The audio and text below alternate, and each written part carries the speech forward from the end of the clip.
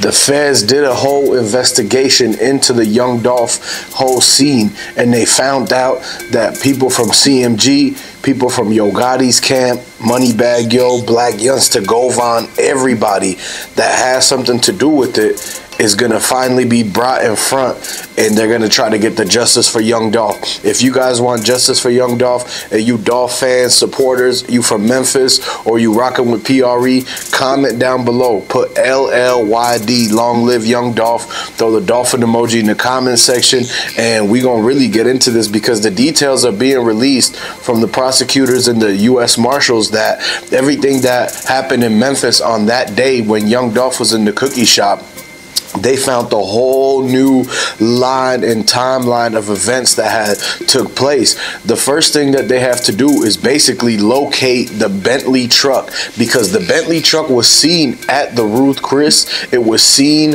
at the cookie shop. It was seen dropping Yo Gotti off at the airport, and everything was all within a 24-hour period. How did the getaway driver know where Young Dolph was? How did the getaway driver know to drop off Yo Gotti so quick within 15 minutes after Young Dolph got hit up? They literally drove on airways right by it because Moneybagg Yo's Bluetooth location was pinged because he was connected to the car. It was his car. Yo Gotti got Moneybagg Yo the Bentley truck as a gift, and Moneybagg Yo gave that same car to his girlfriend Ari.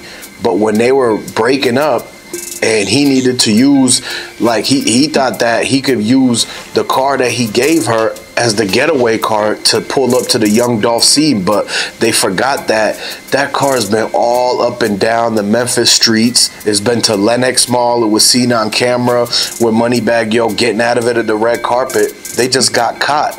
They got caught because of the fact that they didn't actually cover their tracks good enough. A lot of people got to realize that most of these dudes that are doing these setups and like literally putting money on people's head, they're only thinking enough to how they could get the job done. They're not thinking how they're going to get away with it and how they're going to cover it up and how they're going to make it so that the feds don't know that they used the Bentley truck, or that the fingerprints are still there, or that the dudes who you paid to do it are actually telling on you now. This is what's going on. Govan Hernandez, he's working with the federal, he's a federal informant. He's working with the whole like FBI, MPD, everybody that's been talking to Govan.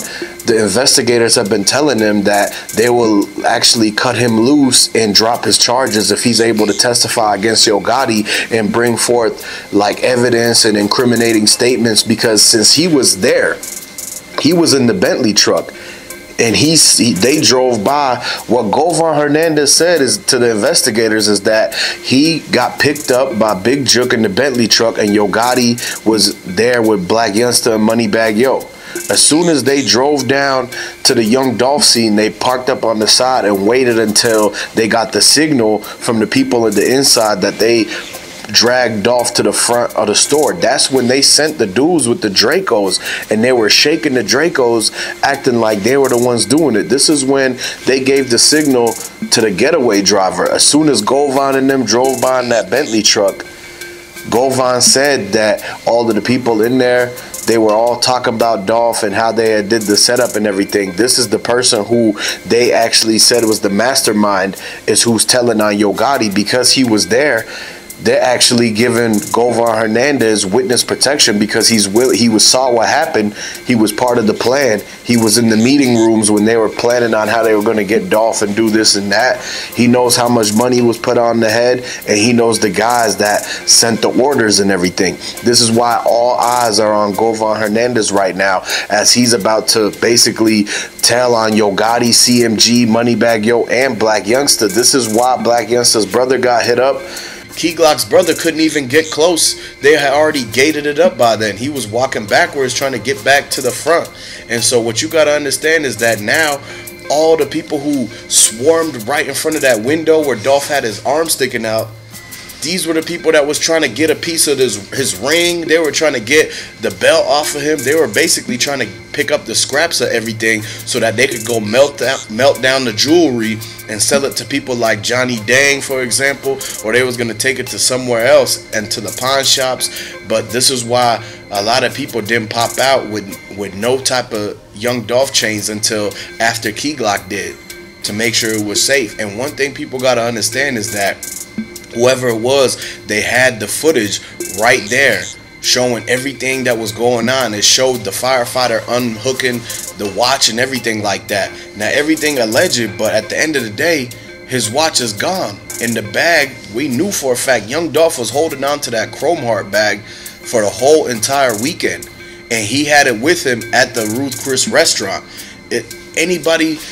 Any one of those rich rappers or people who have the fanny packs or the designer bag, the satchel, it's got money in it, it's got a whole lot of jewelry in it and everything like that. They were saying that Young Dolph was walking around with millions and millions of dollars worth of cash, checks, and jewelry, and they waited for the right moment because he was actually pulling up. He was going to the cookie shop. They booked it to do the music video there. This is how they ended up dropping the location to Bigjook and Yo Gotti, because they actually were in North Memphis. They were in Yo Gotti's hood. This is why everything happened so fast. The cookie shop people, they already were recruited by CMG. Raven said that her dream job was to work for Yo Gotti and that she would do anything to be able to join CMG or to have like them give her flowers or to acknowledge her in any sort of way. She did all of this for $1,000, y'all. And so when she dropped that location, they knew that Young Dolph was really trying to hurry up and get his people over there. He was trying to call his brother. He was trying to call Big Moochie Grape and Snoop Bands, because they knew that they were going to slide and be able to like look out for everybody and everything like that.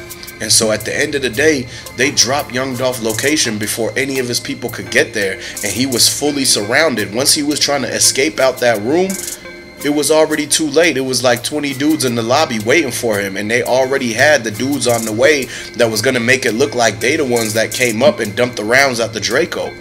So what everybody got to realize is that it's not finished. There's a whole lot more, but the people in Memphis know exactly what's going on. They knew. This is why they stayed away from the cookie shop. A lot of people stopped going to the cookie shop. That's why they never opened up that same location. They had to move to a whole different area because Memphis ran them out of town. Like, this is Young Dolph was the king of Memphis, so a lot of people was telling the cookie shop how whatever they did, if they was in on it or whatever, they was wrong for that. They should have never let this happen to them. They should have never let somebody like Dolph come to the shop and then have something happen like this. They should have had way more security. They knew where they was at. They knew they were playing both sides by one. For instance, Raven want to be signed to Yo Gotti. She want to be his manager. She want to do everything to make Yo Gotti happy. But at the same time, they wanted the clout from Young Dolph coming into the cookie shop, and they want to film him on video, like getting the cookies, the 3 cookies, and hopping in his white truck. The first time that he came in there, he was already trying to be low key. He just wore a regular plain shirt, plain pants, just had one chain on, and he didn't even have glasses, a hat, or nothing. He tried to look regular like he was in Memphis. He came out of that pickup truck, but they still ran out after him trying to film him, show he was where he was at, what he was doing, how he looked like. This is Young Dolph's low-key pickup truck. They was trying to show Yo Gotti all of that stuff. So they wanted the clout from Young Dolph being there. They wanted Young Dolph's money and all of this. And if he was offering them to borrow the money so they could take care of their business and whatnot and pay him back. But when he came back to collect and to do the music video and to pass the turkeys out of Memphis, they dropped the location on him just to get the money, man. A lot of people, the jealousy, the envy, the greed, the money changes people, and it make them do a lot of crazy things, especially if it's somewhere in a small town like Memphis where everybody knows everybody. How did they know? They grew up watching Young Dolph be the boss and be the king of Memphis, but they were so quick to try to set him up and take him out, man. This is why the whole RICO against Yo Gotti and everybody involved that has something to do with Young Dolph, they're about to solve it. And it's because they basically, all the people that was involved is now telling on each other and throwing each other under the bus, because they knew for a fact that the feds had it all figured out. They got caught red-handed. There's evidence all over the place. They seen the footage now. They know exactly what went on inside the shop. And so now that the trial's about to come up, we gonna see who's gonna take the stand and who's gonna point the finger at who.